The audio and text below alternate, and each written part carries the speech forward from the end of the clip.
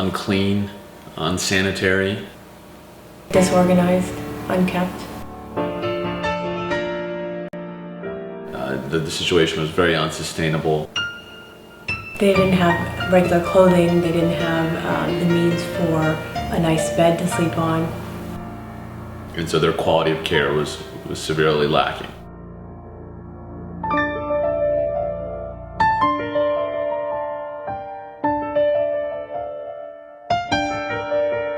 Apna Sahara is in one of India's top 5 largest cities, which is Hyderabad, but in a semi-slum area. A lot of children just wandering around aimlessly. They're not in school. They're either working little jobs on the side or just walking around with their friends. And there's vast unemployment, an area that has been left behind, really. I first came across Apna Sahara 5 years ago, and the situation I found was absolutely deplorable. Facilities that were in complete disrepair, children that were being neglected, mainly because of a lack of resources. Rice and lentils for every meal, only very essential immunizations when needed, and their clothes and shoes were in tatters. They had come from homes, either had lost both parents or one parent. Child was passed along to a distant relative or to a neighbor who then decided didn't want to take care of them or couldn't take care of them, and then handed them off to someone else. I found these children in a situation that was beyond their control. And I knew, coming from the place that I'm coming from, that I had the opportunity to help them.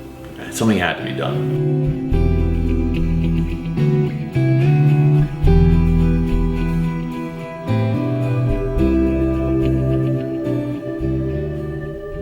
My brother and I got involved in the sense of trying to do small fundraisers locally with our friends. We made a trip to India in January of 2006, and with the funds that we had gathered, and saw that there was a lot to be done. One of the programs that we started was a multivitamin program, so these children can have a daily multivitamin. We increased their daily meals to include meat at least twice a week, because before they were not receiving meat in any of their meals.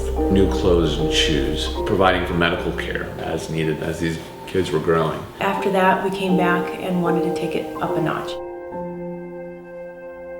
The initiative has grown from just focused on providing the kids with food, clothing, and medicine to now actually providing them with the basic education to break out of this cycle of poverty. Through the help with family and friends, we're able to raise enough funds to go back and help with the facility in itself, to provide AC units in each of the rooms, better bedding, better lighting in the classrooms.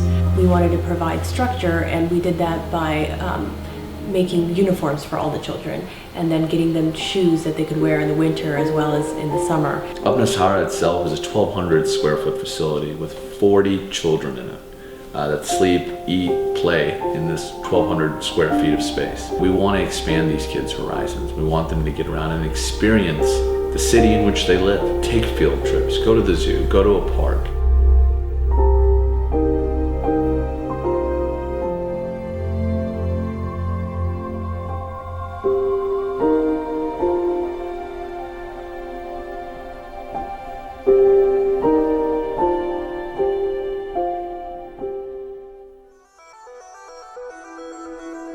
There is a change in the demeanor of the children.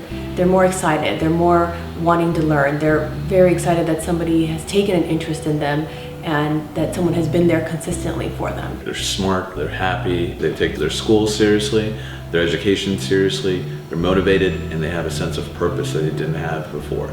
As we continue to progress, our mission is to continue to support these children and allow them to matriculate into secondary and then higher education. And our goals are to set up opportunity for them to have a scholarship if they desire to move on further beyond what we are providing in the school. And that's going to take a significant amount of resources. If we're going to provide a child a chance to compete with kids who come from better standards, then we're going to really need to invest in each child.